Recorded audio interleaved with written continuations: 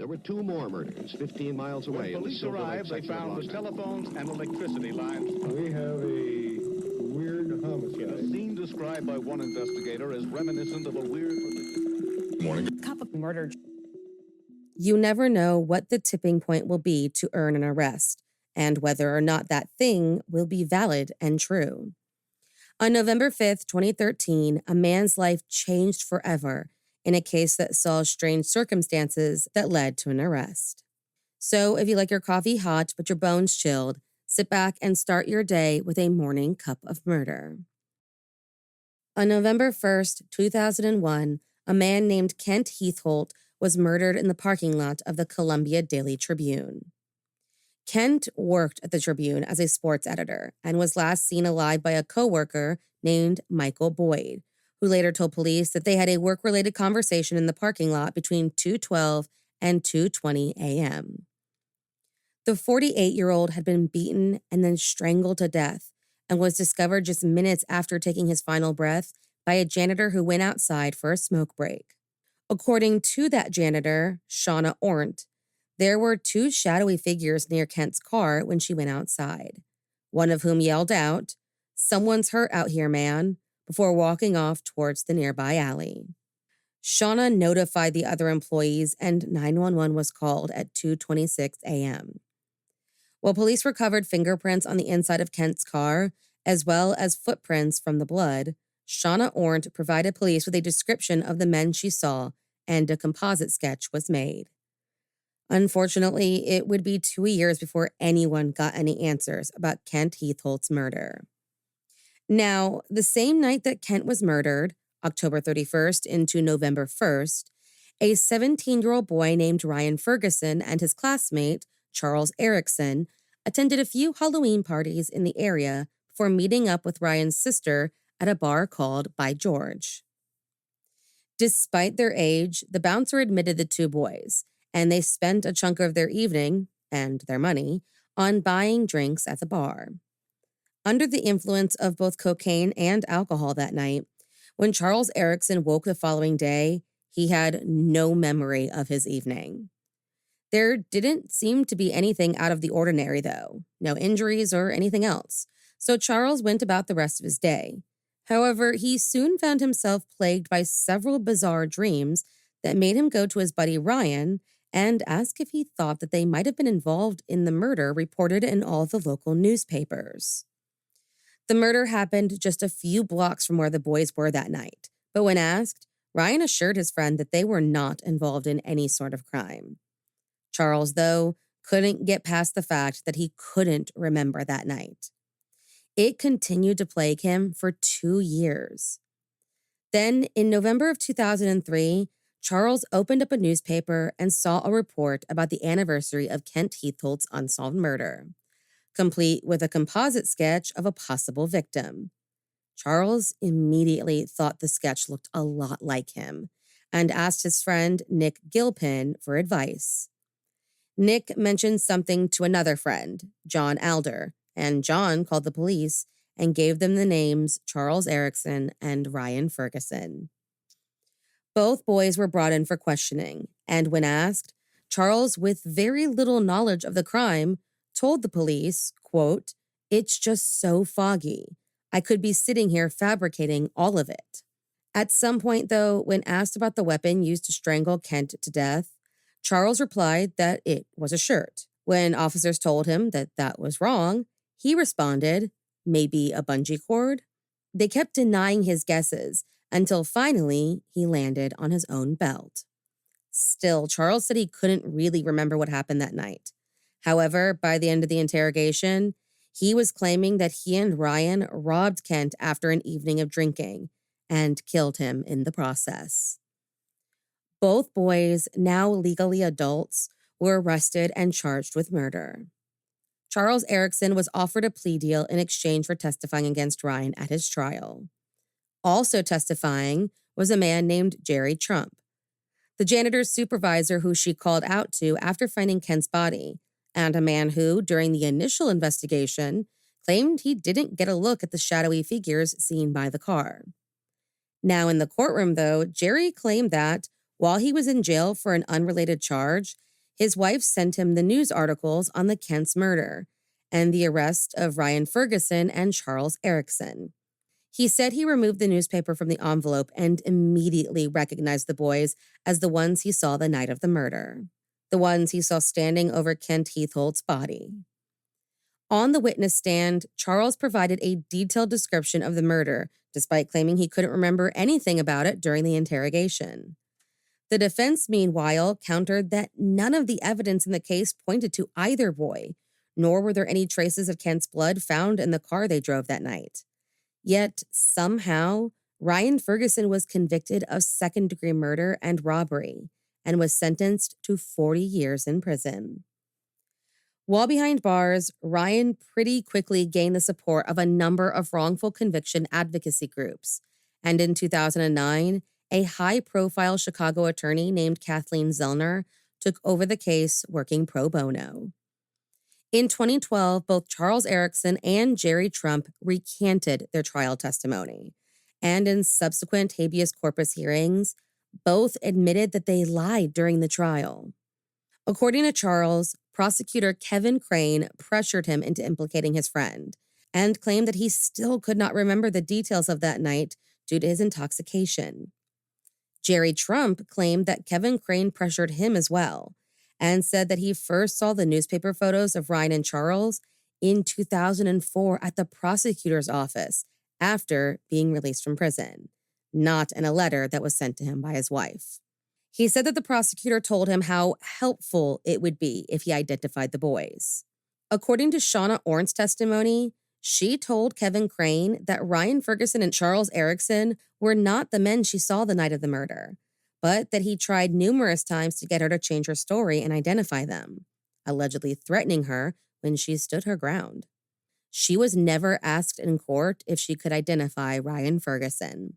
Another issue in the case was with Michael Boyd's timeline of events. When questioning Michael, the last person to see Kent alive that night, Kathleen Zellner received a version of the story that placed him with Kent at the time of the murder. This was just one of 5 conflicting stories told by Michael Boyd, but he was never called in as a sworn witness during any of the court proceedings. Kathleen Zellner filed a writ of habeas corpus with the Missouri Court of Appeals, citing a number of flaws in the criminal trial, as well as proof that the prosecution committed violations by withholding evidence from the defense team. With facts on their side, Ryan Ferguson's conviction was vacated on November 5th, 2013. With no plans to refile charges against him, Ryan was released on November 12th after serving nearly a decade in prison for a crime he did not commit. He later won an $11 million civil lawsuit against the Missouri police. Once free, Ryan vowed to help his friend Chris Erickson, despite the fact that it was his testimony that placed him wrongfully behind bars. Sentenced to 25 years in exchange for his testimony, Ryan said he knew his friend was manipulated and used as a pawn in the case. His family offered a $10,000 reward for any tips that might help solve Kent Heathholt's case. Charles Erickson filed for an appeal and a rehearing. He was released on parole in January of 2023 after serving 18 years of his 25-year sentence. Thank you for joining me in my morning cup of murder. Please join me again tomorrow to hear a terrible thing happened on November 6th. Don't forget to rate and subscribe and let me know how you like it. If you want to help support the podcast, there's always Patreon or just sharing it with your true crime obsessed friends. And remember, stay safe. Sometimes a case is so complicated that it seems unlikely that answers will ever be found. On November 4th, 2018, a woman was found dead after a night of partying with friends. A case with many layers that, though closed, remains unsolved in the eyes of many. So if you like your coffee hot but your bones chilled, sit back and start your day with a morning cup of murder. On the evening of November 3rd, 2018, 40-year-old Tamla Horsford made dinner for her 5 sons and husband, and once they were squared away, she left her home in Forsyth County, Georgia, made her way to a party for her friend Jeanne Myers. It was Jeanne's birthday, and she had invited a group of fellow football moms to come spend the night at her home so they could all let loose without having to drive. Tamla, the only Black woman invited, showed up at about 8:30 p.m. with a bottle of tequila in hand, along with her small overnight bag. After changing into white onesie pajamas, Tamla joined the other 9 women in celebrating her friend. Though it was supposed to be only girls that evening, Gian's boyfriend, Jose Barrera, and Tim Smith, a husband of one of the other guests, decided to stick around. These party guests, 9 women, 2 men, and 1 husband who dropped off and later picked up his wife, would later be dubbed the Forsyth 12. For the rest of the evening, the women drank, hang out, and watched the LSU-Alabama game upstairs, while Jose and Tim watched the game in Gian's finished basement. All throughout the evening, Tamla, the only habitual smoker at the party, regularly stepped out onto the home's balcony to smoke a cigarette, and at some point did smoke some marijuana before Gian asked her to stop. Gian would later even recall how she called her friend the, quote, female Bob Marley, and had to remind her that Jose was a pretrial officer and would not like the illegal activity. It all seemed like a no-harm, no-foul situation, and the women went back to their night of partying. Eventually, the men came upstairs and joined the group in playing Cards Against Humanity, and photos and videos captured during the game showed Tamla smiling and seeming to be having the time of her life with this group of individuals. Yes, she had a significant blood alcohol level, but they made the safe decision to stay the night at Gian's house. They did everything right and played things safely. In fact, in those videos, Tamla didn't even appear to be that intoxicated. Yet, somehow, tragedy struck before the evening came to a close. By 11:30 p.m., the few women who decided not to stay at the house began to leave, and those who were staying started to trickle off one by one to wherever they planned on sleeping. According to police interviews, Tamla remained awake even after Gian Myers and Jose Barrera headed off to bed at 1:30 in the morning. The last person to see her was actually a woman named Bridget Fuller, whose husband came to pick her up at 1:47 a.m.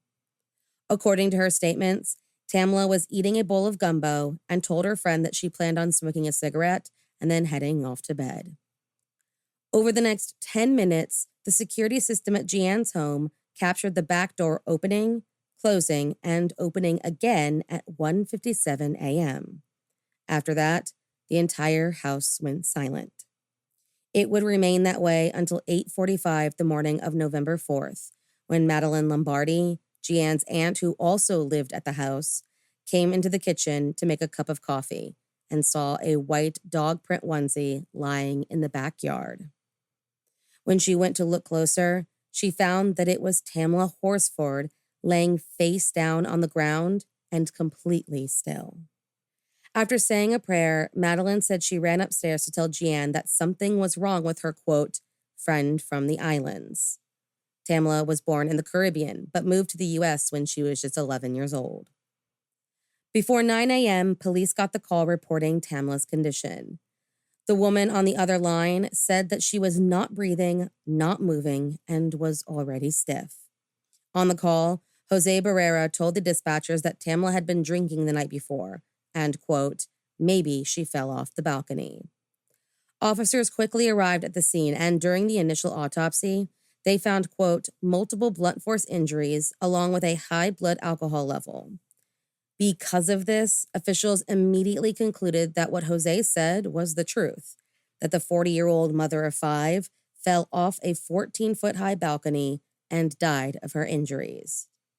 Tamla's family, however, was not convinced and ordered a second independent autopsy, which was carried out by the Georgia Bureau of Investigations.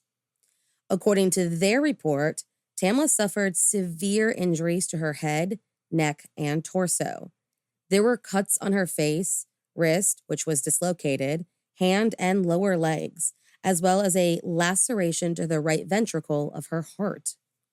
Her blood alcohol level was 0.238, and there were traces of THC and an anxiety medication in her system at the time of her death, a medication that no one seemed to know the origins of. Now, while Tamla's family waited with bated breath to find out the results of this autopsy, speculations of foul play began spreading online. What exactly sparked those rumors? Well, just 2 months after her death, the Forsyth County Court fired Jose Barrera after he was caught accessing the incident report from the case on multiple occasions. The autopsy report only served to fuel the already raging fire, and hundreds began sharing hashtag Tamla Horsford while questioning several different points of the case and calling for justice. However, on November 20th, 2019, the case was officially closed, and Tamla's death, after 30 people were interviewed, was ruled accidental. According to the statement made by Major Joe Perkins of the county sheriff's office, none of her injuries aligned with foul play, and, quote, "It was a party. They were drinking. She was drinking. Most of the partygoers had gone to bed at the time, and she was on the deck alone." With the case officially closed, the department released the incident report to the public, and instead of quieting the roaring speculations and questions, the report only seemed to provide more confusion. People wanted to know how Tamla, a woman with an extremely high blood alcohol level, seemed to be in full control of her faculties, as proven in the various videos from that night, but somehow fell over a 4-foot railing. And how exactly did a house full of people, some of whom had just fallen asleep, not hear an adult woman falling to her death just outside their windows? Could a fall of just 15 to 20 feet really cause not just death, but dislocate her wrist, break her neck, and cause lacerations to her heart muscle? And why wasn't the scene preserved, evidence tested, or witnesses interviewed immediately after the 911 call was made? And what really happened with the door that night? The most important question, though, seemed to be whether or not the investigation would have gone differently if Tamla Horsford wasn't the only Black person at the party that night. The subject of race became a huge controversy and debate in the case, and while supporters claimed the investigation was faulty due to bias, investigators remained steadfast their work was solid and that race did not play a role in their conclusions. After a while, though, Tamla's case kind of faded from the public eye. That was until the Black Lives Matter protests began in 2020, effectively reigniting the debates. On June 5th, 2020, the Horsford family attorney, Ralph E. Fernandez, wrote a letter to Tamla's husband, Leander, claiming that his team's investigation into the case strongly suggested homicide, and that, quote, "witness statements are in conflict. A potential suspect handled the body as well as evidence prior to law enforcement arriving. Evidence was disposed of and no inquiry followed. The scene was not preserved." He went on to say that her injuries were consistent with a physical struggle, but that the absence of photos from the initial autopsy prevented him from making a definitive conclusion.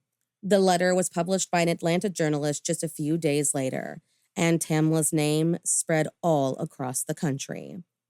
People from all over demanded that her case be reopened, and a petition asking for a second investigation reached over 709,000 signatures. Everyone wanted to know how a woman sustained such injuries from a fall, why her position on the ground seemed off, and why the police failed to secure the scene, which allowed people like Jose Barrera to touch and move the body, a fact that he admitted himself, claiming he moved her leg to see if she was still alive. He also admitted to moving an unlit cigarette and lighter on the deck before he saw the body.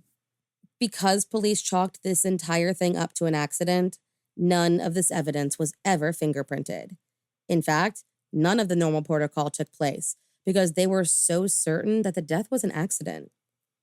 There was also the fact that, though there were security cameras that pointed straight at Jeanne Meyer's backyard, all of them were dead the night of the party.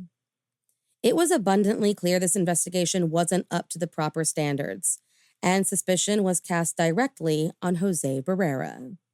Mud was slung, accusations were made, and the so-called Forsyth 12 even sued one of Tamla's friends for defamation. The lawsuit was later dismissed and then dropped. Then finally, on June 12, 2020, the Forsyth County Sheriff, Ron Freeman, sent a letter asking the case to be reopened and investigated by the GBI. They agreed on June 18th and on July 28, 2021, they concluded their reinvestigation and came to the conclusion that no criminal charges would be pursued. Though they seemed to side with the Forsyth County investigation, according to the documents obtained by Rolling Stone, there were two individuals who left their positions in law enforcement in the aftermath of Tamla's death: Jose Barrera and responding officer Michael Christian. In the GBI's report, they revealed that Michael Christian, in October of 2020, resigned from the Forsyth County Sheriff's Office amidst an internal affairs investigation, alleging that he sent multiple women whom he was having affairs with confidential information about the cases he worked. He claimed that the woman who triggered the investigation did so after he broke up with her as an act of revenge. However, he was found to have violated his oath of office and neglected his duty as an officer.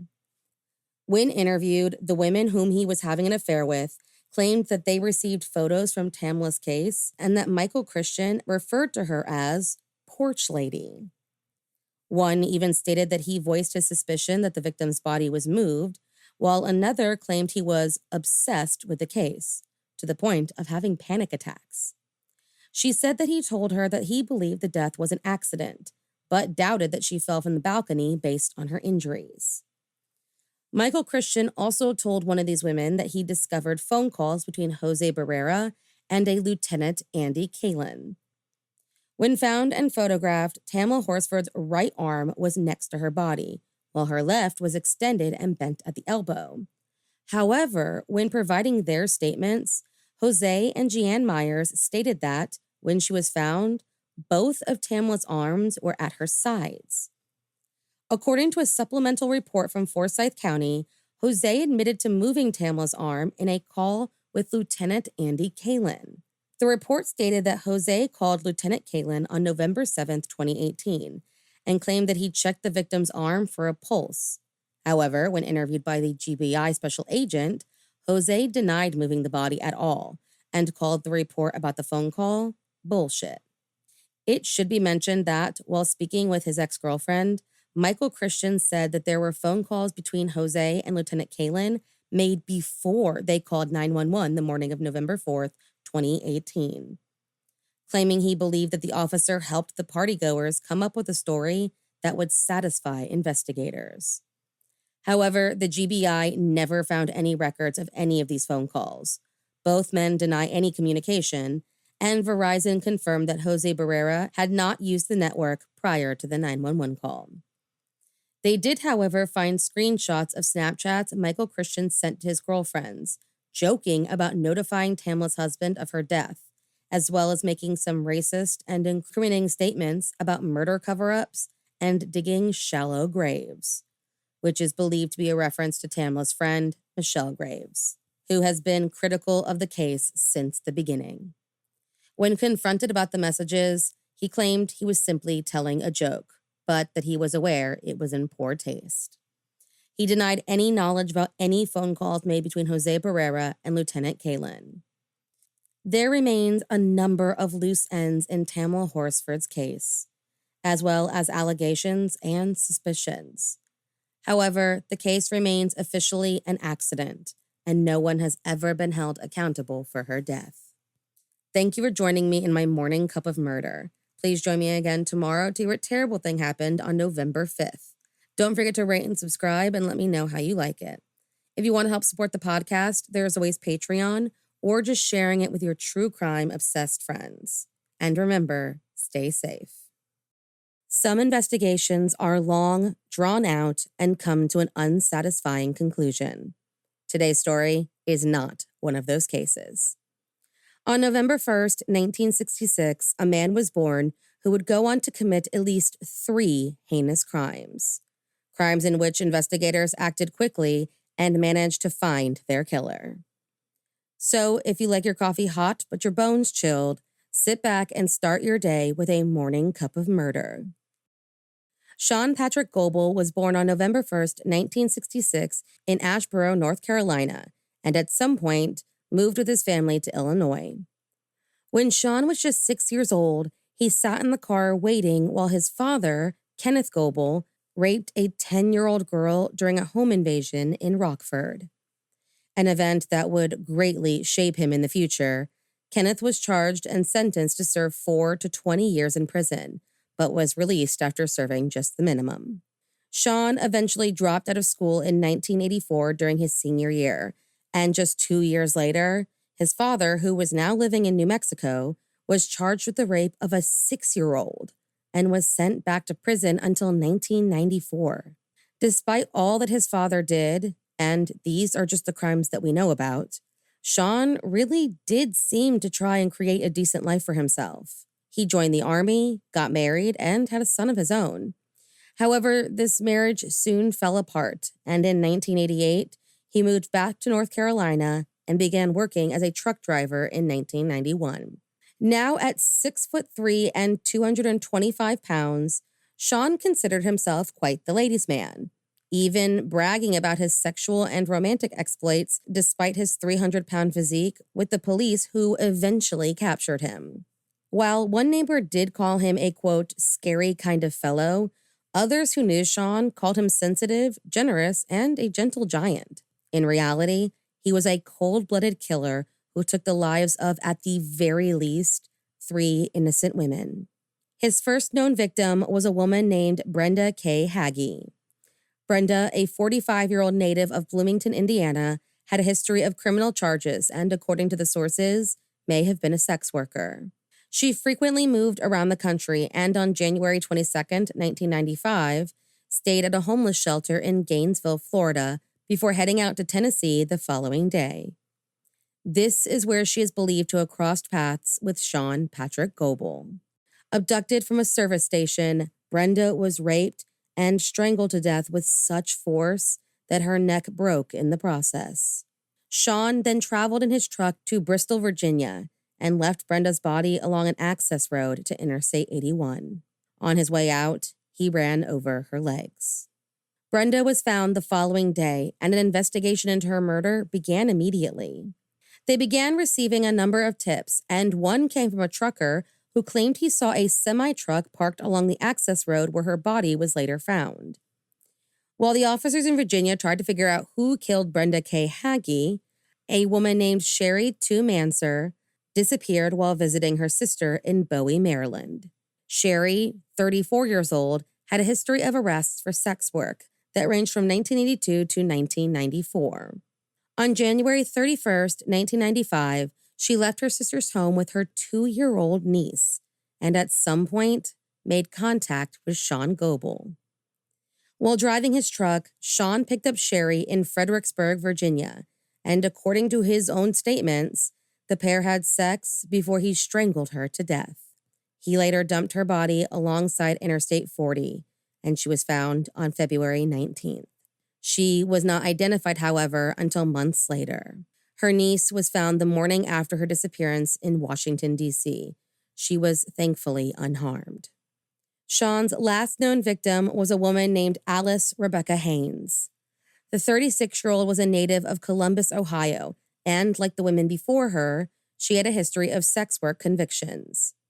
Her last known location was in Salina, Kansas, where she called from a truck stop alongside Interstate 70 and began hitchhiking to Tennessee, where Sean Goebel abducted her and smothered her to death. Her body was dumped alongside Interstate 81 in Virginia. Now, while Sean claimed his last 2 victims, officers investigating the murder of Brenda Hagee found a plastic bag at the crime scene that just so happened to have a fingerprint they believed belonged to their killer. They submitted it into a database and before long got a match from Sean Patrick Goebel, who in September of 1994 was arrested for multiple misdemeanors and had to submit his prints. He was arrested in Winston-Salem, North Carolina, outside the trucking company he worked for, and while searching his work truck, police found a purse that belonged to Alice Haynes, thus connecting the 2 cases. Also inside the truck were travel-sized bags, pornographic magazines, and women's undergarments. During his interrogation, Sean willingly confessed to the murders of Brenda and Alice, and then admitted to killing another woman in North Carolina. With some digging, investigators figured out that this victim was Sherry Manser, who was still unidentified at this point, and Sean was charged with the murders. Meanwhile, authorities from 10 other states began investigating Sean Goebel as a potential suspect in their unsolved murders, with some even suspecting that he might be the infamous serial killer, Dr. No. He was listed as a potential suspect or person of interest in the following cases: the multiple Jane Does found along the highways between 1987 and 1995, the murder of Marcia Matthews in 1985, the murder of Shirley Dean Taylor the following year, the murder of April Barnett in 1986, the murder of Anna Patterson in 1987, the murder of Catherine Hill in 1990, the murder of Cheryl Mason in 1991, and the murder of Margaret Goines in 1995. While he was cleared in some of these cases, his true victim count remains unknown. Sean pleaded guilty to the murder of Brenda K. Hagee and Alice Rebecca Haynes. He was given 2 life sentences and later extradited back to North Carolina to plead guilty to the murder of Sherry Tu Manser. He was given 14 additional years, and when added up, he would have to serve a minimum of 103 years before ever being considered for parole. He was later indicted with the unsolved murder of 29-year-old Lisa Susan O'Rourke in 1994, but given his other sentences, the charges were later dropped. Though Sean has since recanted his confessions, he remains behind bars in Tennessee. Thank you for joining me in my morning cup of murder. Please join me again tomorrow to hear a terrible thing happened on November 2nd. Don't forget to rate and subscribe and let me know how you like it. If you want to help support the podcast, there's always Patreon or just sharing it with your true crime obsessed friends. And remember, stay safe. When given the chance to carefully plan a murder, a killer makes it nearly impossible to solve a case. On November 2nd, 1983, a young woman was born who would find herself the victim of a premeditated murder, one that remains unsolved. So if you like your coffee hot but your bones chilled, sit back and start your day with a morning cup of murder. Lindsay Elizabeth Buziak, born November 2nd, 1983, was by the age of 24 a young and ambitious real estate agent in Victoria, British Columbia, who had already begun a pretty promising career for herself.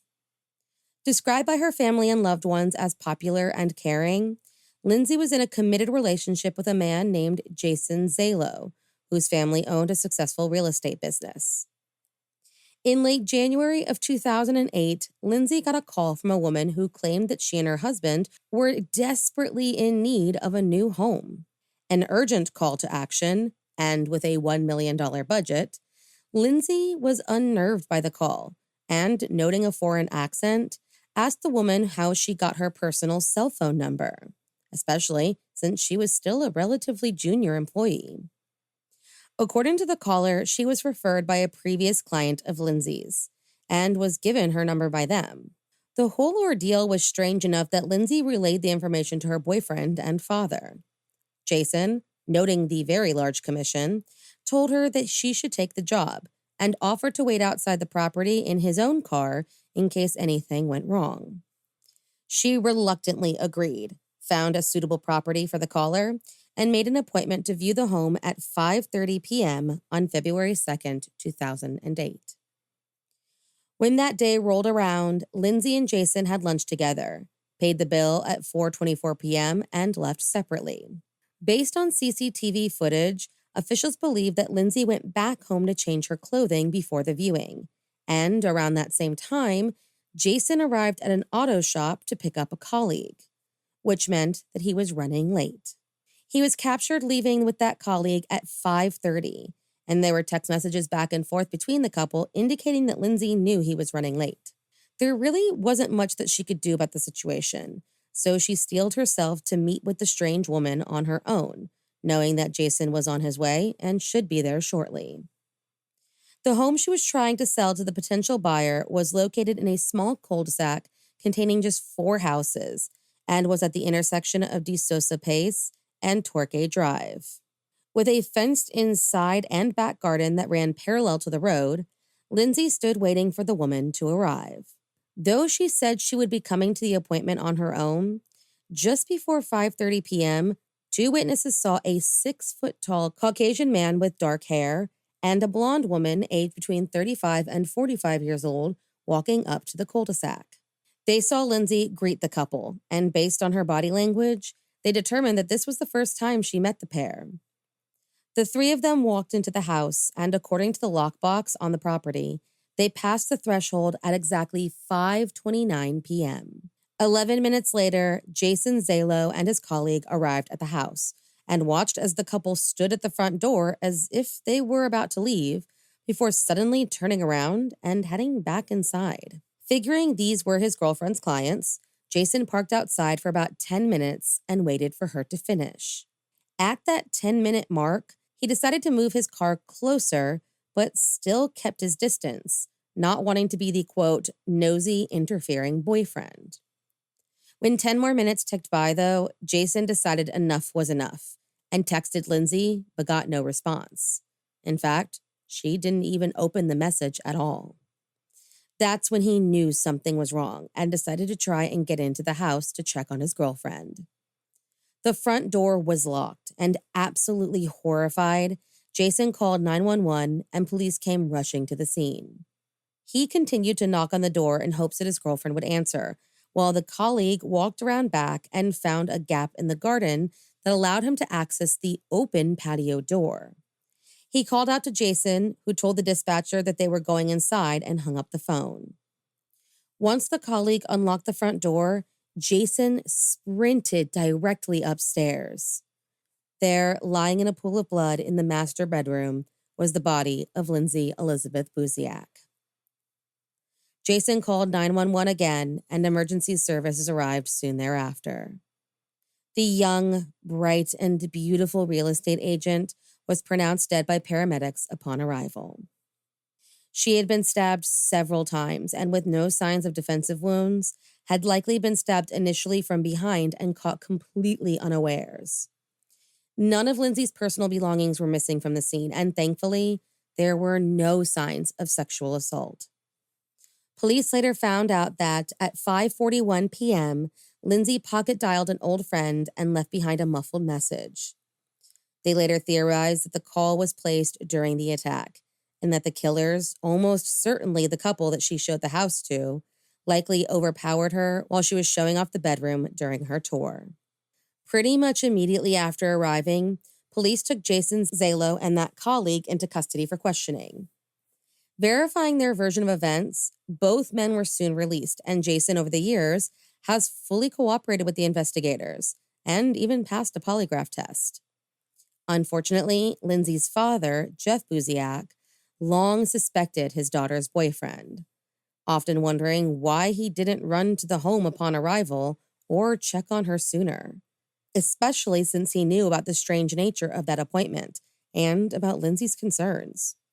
He also wondered why he ran straight to the master bedroom that evening, almost as if he knew exactly where her body would be. According to Jeff, Lindsay confided in him about her relationship with Jason, saying, quote, "She just felt Jason was overbearing and demanding, and, jealous, possessive." However, according to officials in the case, there is nothing connecting Jason to the crime, and his alibi was corroborated by the time-stamped surveillance footage.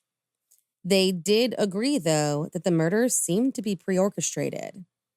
The problem was that there was a complete lack of DNA, fingerprints, or any other physical evidence left at the scene, which, though it does seem to confirm suspicions that the crime being premeditated, means there's really no evidence pointing at a potential suspect.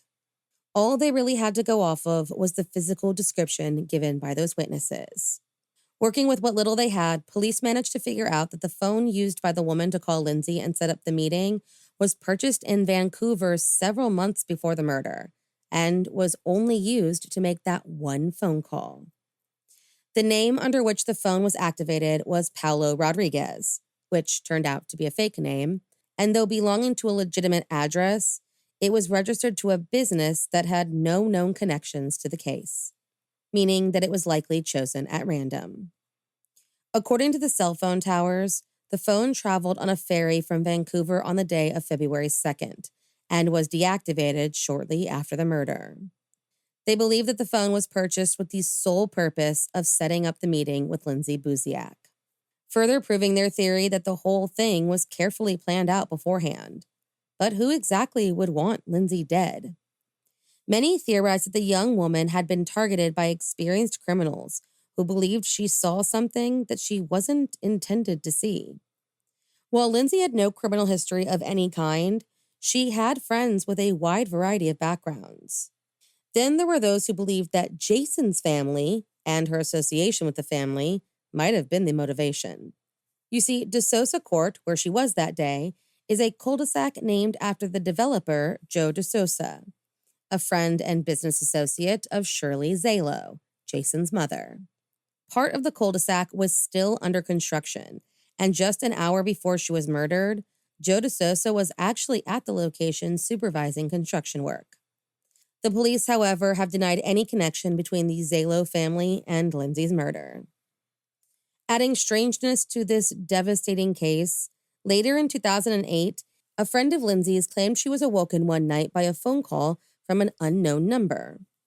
Half asleep, when she answered, she said she had a hard time registering what exactly the female caller was saying, but did notice a strange accent that she couldn't quite place. Remembering what happened to her friend Lindsay, the woman became fully alert and called the number back. No one picked up, but she began calling every 20 to 30 minutes until someone finally answered, who was allegedly the woman on the other line, Shirley Zalo. The friend asked why Shirley was answering the call and how she got her number. She claimed she was trying to call a different person with the same name, and though she wasn't sure how exactly the friend's number ended up on her phone, Shirley assumed that Jason must have added it. Shirley denies this event ever occurred, and it has never publicly been revealed whether or not police followed up on the story. In September of 2010, Dateline aired an episode about the murder and revealed that in December of 2007, about 8 weeks before her murder, Lindsay tried to contact a friend of an ex-boyfriend of hers while visiting Calgary. Then, on January 22nd, 2008, one of the biggest drug busts in Alberta history took place, and that friend, an alleged major participant in the drug trafficking operation, was arrested. This led to theories that Lindsay's murder may have been ordered by a drug cartel and that she might have been a police informant. However, detectives investigated this particular story and found nothing indicating that she was an informant of any kind. They also said that, given the personal nature of the murder, as well as how brutal and amateur it was, Lindsay likely wasn't the victim of a skilled contract killer. The general consensus is that she was the victim of a very personal and planned murder, likely by someone who had access to the inside information from the office where she worked.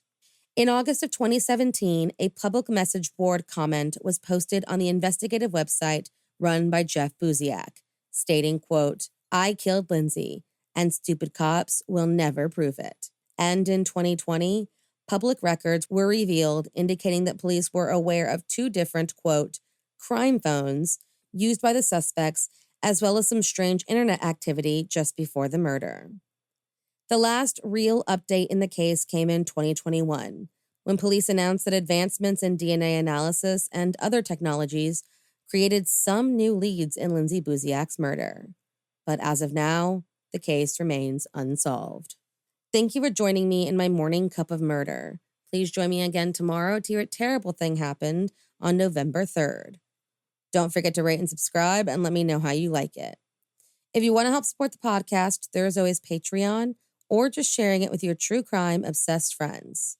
And remember, stay safe. One thing, one mistake can completely alter a trial.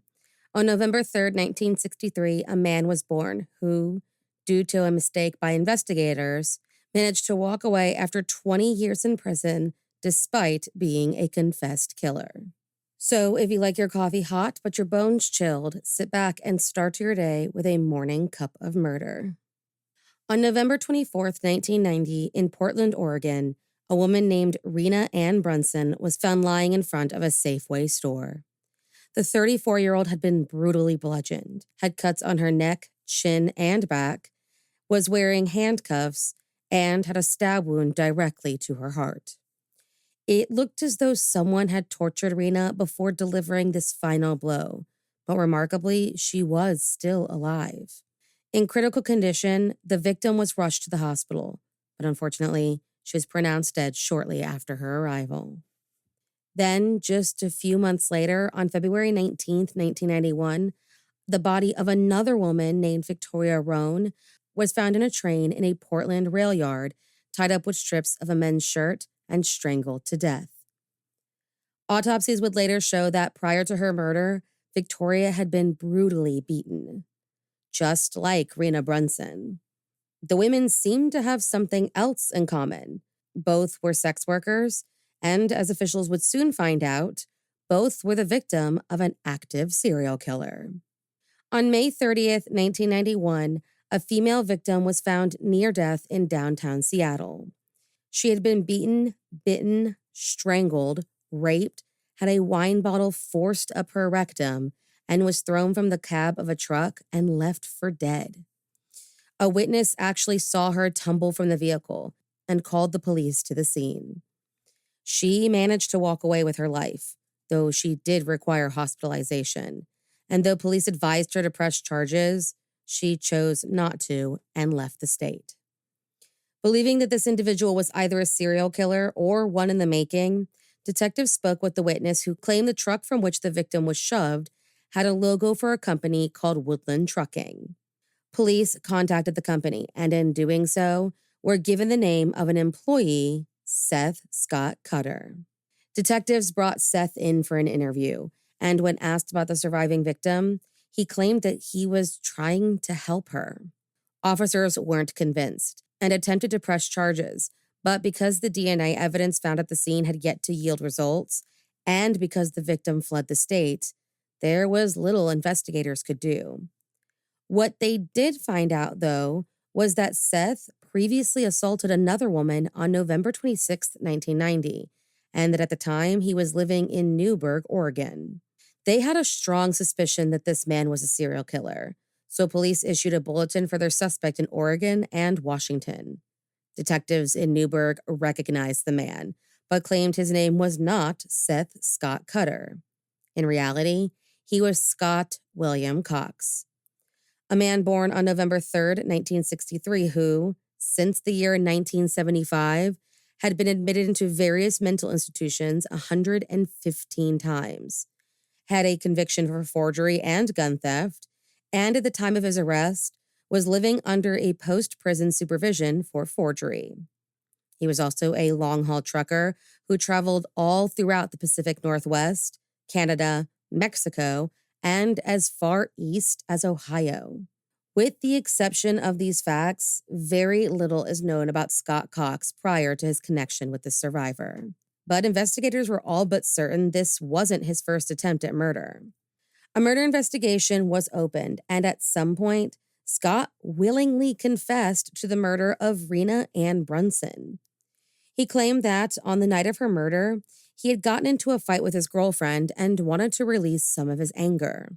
So, he went out looking for a sex worker that he could beat. After drinking whiskey and snorting cocaine, Scott picked Rena up in his car and began bludgeoning her with all of his strength. When she made an attempt to escape, he grabbed a knife, stabbed her in the heart, and left her for dead. Not finished, Scott then confessed to the murder of Victoria Roan and to beating several other women in the area. He denied killing anyone else, but given his crimes, many believe he has more victims than he confessed to. In fact, he became the prime suspect in over 20 other cases, some of which, to this day, remain unsolved. He was also briefly considered a possibility for the Green River Killer, but was taken off the list when officers deemed that he was far too young. On September 15, 1993, Scott William Cox pleaded no contest to 2 counts of murder and was sentenced to 2 150-month sentences to be served consecutively, which amounted to just 25 years in total. He would also be put under post-prison supervision for the rest of his life once released. According to the DA, the case was hurt tremendously by the police investigators who improperly obtained Scott's confession And because of this, it was dismissed during the trial, meaning the prosecution had to rely solely on DNA to prove Scott murdered Rena Brunson and Victoria Roan. Had this not happened, he would have likely been charged with aggravated murder and been sentenced to either life in prison or death. Just 1 year after his conviction, voters passed Ballot Measure 11. This created mandatory minimums for violent criminals, which would have led to a 50-year sentence for Scott Cox, with no possibility of early release. Instead, after serving just 20 years of his 25-year sentence, Scott William Cox was released on parole on February 22, 2013. He is required to wear a GPS tracking device, has to stay in Yamhill County, Oregon, cannot go to parks or bars, and has a curfew. He has been arrested at least 6 times since his release for various parole violations.